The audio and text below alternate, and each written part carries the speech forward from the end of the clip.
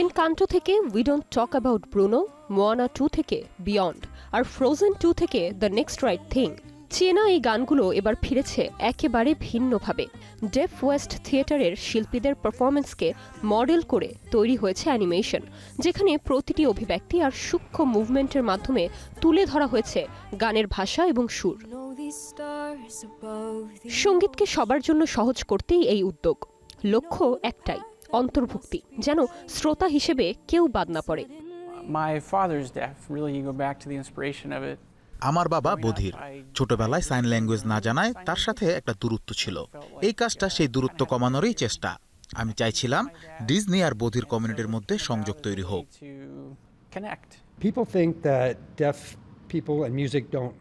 বধির মানুষ গান অনুভব করতে পারে না, এটা ভুল। আমরা দেখি, অনুভব করি, আর এখন প্রযুক্তির কারণে আমরা আরো বেশি করে সঙ্গীতের সঙ্গে যুক্ত হচ্ছি।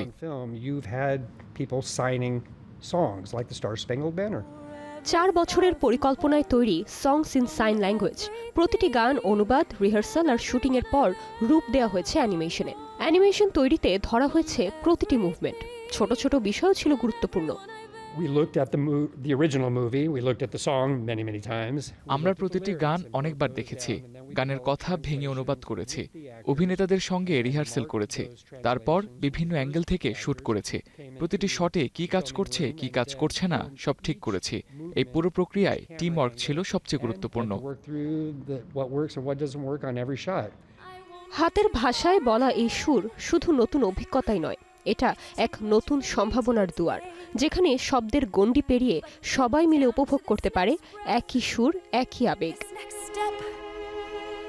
Nirjona Nusrat, star entertainment.